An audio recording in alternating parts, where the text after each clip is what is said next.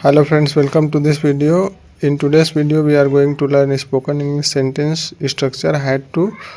आज के वीडियो में हम स्पोकन इंग्लिश सेंटेंस में हैड टू स्ट्रक्चर से बनने वाले affirmative sentence, negative sentence, interrogative sentence और इंट्रोगेटिव नेगेटिव सेंटेंस के बारे में सीखेंगे। तो चलिए वीडियो शुरू करते हैं। तो यहाँ पर spoken English sentence structure had to, जिसका हिंदी में जब हम अनुवाद करते हैं तो उसका मतलब होता है ना था या पढ़ता था।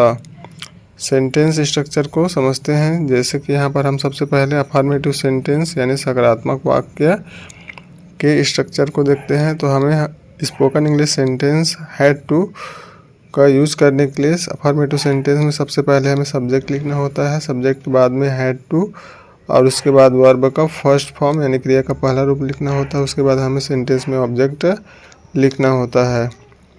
तो यहाँ पर हमारा जो सब्जेक्ट होता है, जिसे हम हिंदी में कर्ता कहते हैं, तो यह अलग अलग प्रकार का हो सकता है। जैसे ही यानी वह, जो कि मैस्कुलाइन जेंडर के लिए यूज होने वाला प्रोनाउन है, यानी जिसे हम पुल्लिंग के लिए यूज करते हैं। सी यानी वह, जो कि फेमिनाइन जेंडर के लिए यूज होने वाला प्रोनाउन है। और इट यानी यह, जहाँ पर सब्जेक्ट नहीं होता वहाँ पर हम इट से सेंटेंस बनाते हैं। और नेम यानी नाम, सिंगुलर हो या प्लूरल हो। आई यानी मैं या मुझे। वी यानी हम या हमें। तो इस प्रकार से सभी सब्जेक्ट के साथ में हमें सेंटेंस में अफर्मेटिव सेंटेंस में हैड टू लगाना होता है। उसके बाद हम वर्ब का फर्स्ट फॉर्म लिखते हैं। तो क्रिया वर्ब फर्स्ट फॉर्म यानी क्रिया का पहला रूप लिखना होता है। जैसे कुछ क्रिया का पहला रूप यहाँ पर लिखा हुआ है, जैसे कि कम कम मिस आना, गो मिस जाना, रीड मिस पढ़ना, राइट मिस लिखना, स्पीक मिस बोलना। तो इस प्रकार से हम क्रिया के पहले रूप को याद रख के और सब्जेक्ट को ध्यान में रख करके और हैड टू का यूज़ करके सेंटेंस बनाएंगे। तो देख सकते हैं कि मुझे अंग्रेजी सीखना था। तो यहाँ पर क्रिया के अंत में ना था है, या कहीं पर क्रिया के अंत में पढ़ता था भी हो सकता है। तो यदि इस प्रकार का वाक्य हमारे हिंदी में रहेगा तो उसे अंग्रेजी में बोलने के लिए हमें सेंटेंस में सब्जेक्ट के साथ में हैड टू प्लस क्रिया का पहला रूप यानी वर्ब का फर्स्ट फॉर्म लिख कर लगाकर और ऑब्जेक्ट को उसके बाद लगाकर बोलना पड़ेगा। जैसे मुझे अंग्रेजी सीखना था तो इसका इंग्लिश हो जाएगा I had to learn English.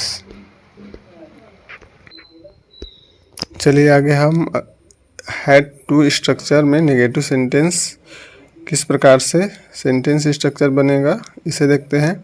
तो सबसे पहले हमें सब्जेक्ट लिखना होगा। उसके बाद यहाँ पर हेल्पिंग वर्ब डिड लगाना होगा। उसके बाद नॉट, फिर हमें हैव टू लिखना होगा, फिर वर्ब का फर्स्ट फॉर्म, उसके बाद ऑब्जेक्ट लिखना होगा।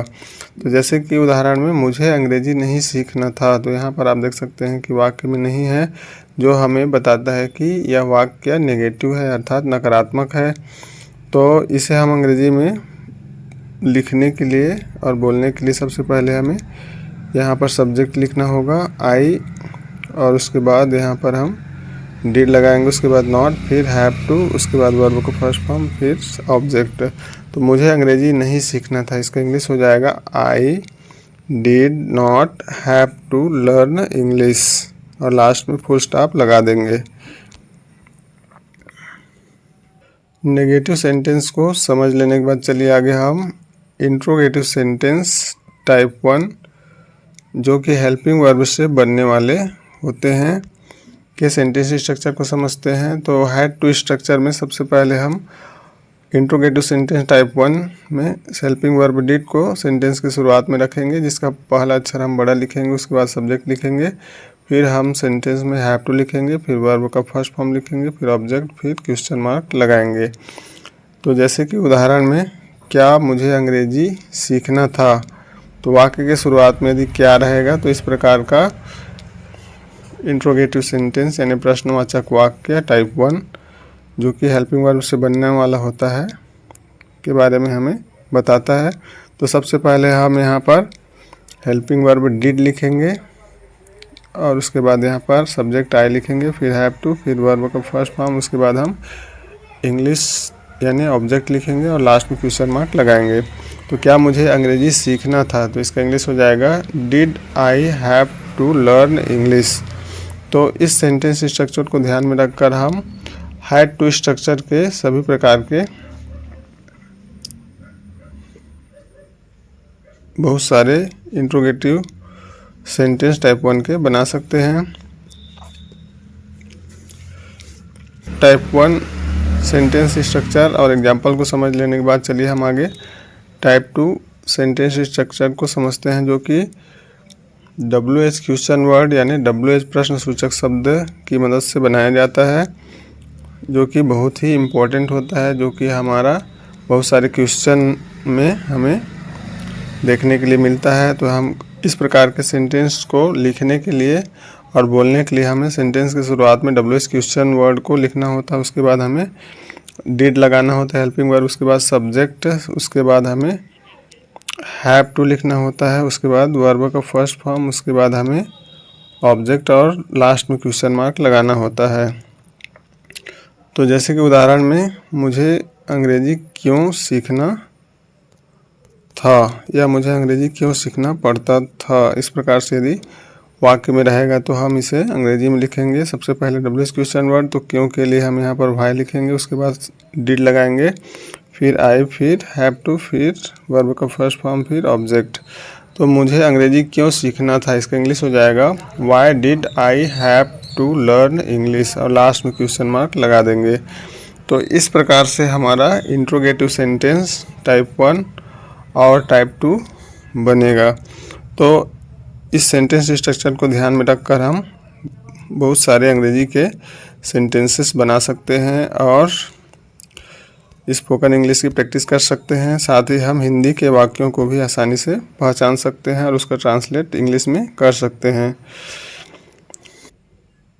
चलिए आगे हम इंट्रोगेटिव सेंटेंस टाइप 1 और टाइप 2 को समझ लेने के बाद इंट्रोगेटिव नेगेटिव सेंटेंस टाइप 1 की स्ट्रक्चर को समझते हैं। तो इसमें हमें सेंटेंस की शुरुआत में हेल्पिंग वर्ब डिड लिखना होता है, उसके बाद सब्जेक्ट, फिर हमें सेंटेंस में नॉट लिखना होता है, फिर उसके बाद हैव टू लिखना होता है, फिर वर्ब का फर्स्ट फॉर्म, उसके बाद हमें ऑब्जेक्ट लिखना होता है, उसके बाद क्वेश्चन मार्क लगाना होता है।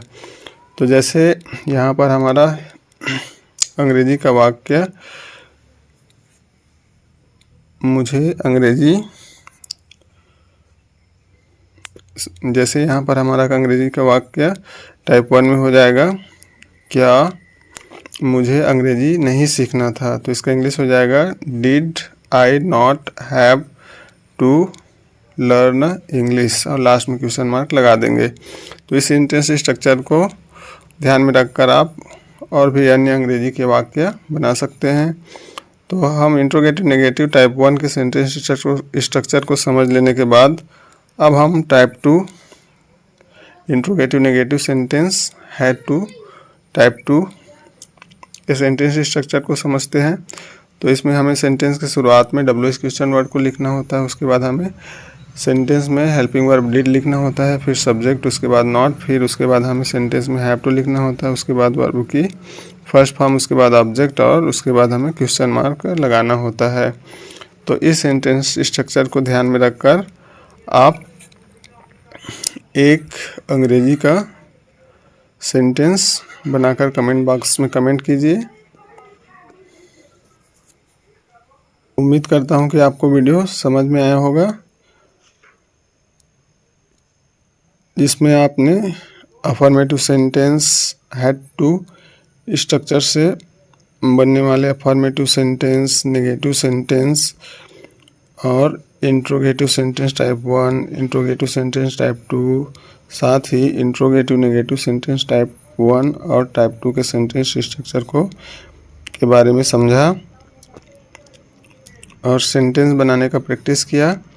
उम्मीद करता हूं कि आपको वीडियो समझ में आया होगा।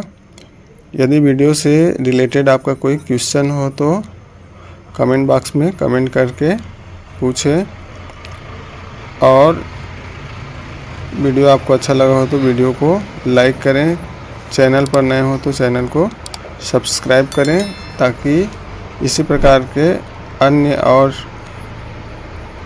हेल्पफुल वीडियो आपको मिलते रहें। तो आज के वीडियो में इतना ही, मिलते हैं अगली वीडियो में। तब तक के लिए bye bye, take care, thanks for watching and keep learning.